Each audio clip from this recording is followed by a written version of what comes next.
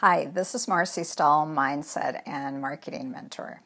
And I'm here to talk to you today about how you can get more done by doing less.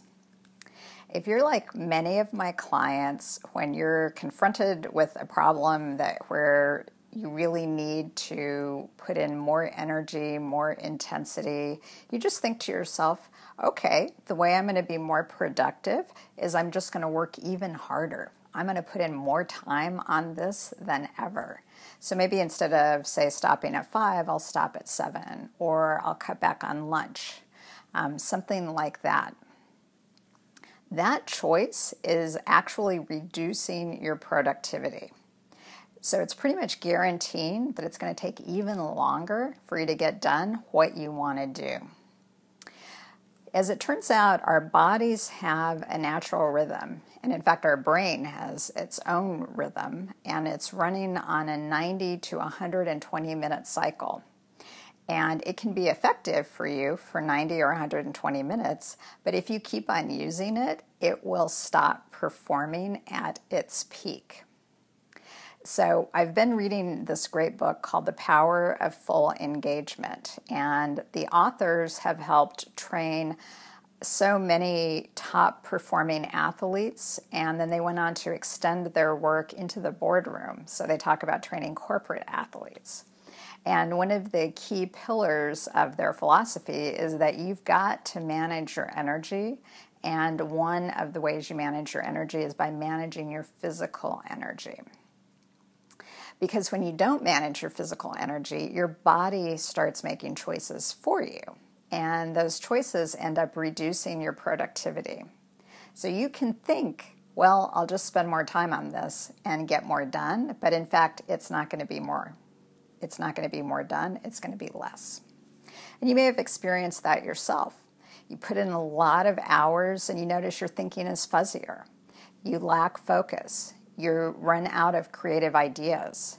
You may have even done this so long that even simple choices start to feel really overwhelming. Your decision-making really suffers.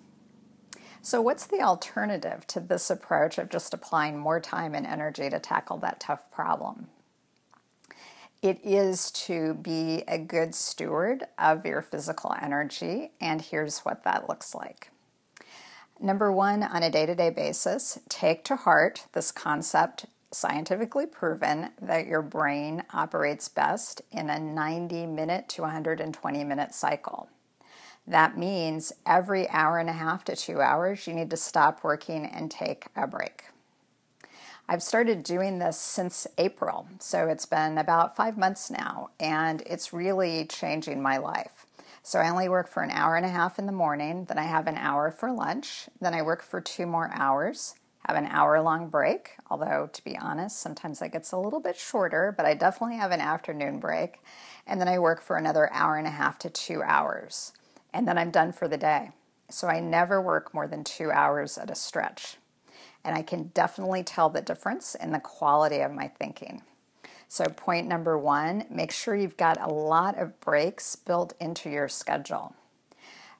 If this is a new idea to you, you're really going to have to plan ahead to support yourself on this, particularly if you're someone whose strength is achiever or activator, where you love being really productive and you love putting your ideas into action.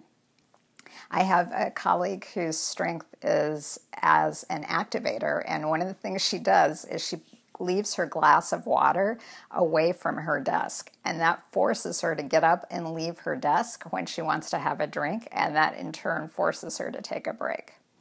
So whatever is going to really support you in making sure you take breaks, you're going to have to do something a little outside of the box to make sure that this happens for you and that you're consistent long enough with it to really build up that habit. Another part of the strategy for managing your energy on a day-to-day basis is to make sure you're getting enough sleep. I know you've heard that advice a million bazillion times, and it's so true. When I first stopped working in a corporate setting, that was the first time in my life I really went without an alarm clock. And I was surprised to learn that I actually needed 9 hours and 15 minutes of sleep every single night. because I'd been living my whole working life up until then doing 8 hours a night. The thing is, though, by Friday, I'd be so worn out, I'd have to go to bed early on Friday night, and then I'd take a nap on the weekend to try to recharge my battery to do it all over again on Monday. All of that could have been avoided if I just understood that 9 hours and 15 minutes is my magic number. When I stick with that consistently, again, I feel much better. So what's your magic number for the number of hours of sleep that you need? If you're not sure, now is the time to do some experimentation and just see how long it takes for you to sleep until you wake up naturally on your own. Then the third tip I'd give you is to make sure you have a really sharp boundary for the end of your day. So many of my clients do not know when their day is done. And I used to be in that place too until I really got clear on my ideal schedule again earlier this year in April. When you don't know when you're done, you tend to just keep lingering, doing thing after thing without really a game plan for it. Another side effect of that is you can be physically leaving the office, but mentally you're still there. So you look like you're with your family, but mentally you're still thinking about work. And that doesn't make you more productive at work, and it definitely doesn't make you happier in terms of the quality of life with your family.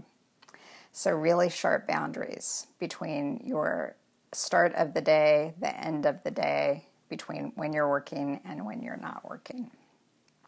So those are some tips for managing your energy, and that's a key part for managing your mindset as well. You're going to find it really hard to have an abundant and profitable mindset if you're feeling worn out, if your decision making is bad, or if you have a complete lack of focus. So try these quick tips, and I'd love to hear how they work for you. You can connect with me on Facebook at facebook.com/Marcy Stahl. I look forward to hearing from you later. Take care. Bye-bye.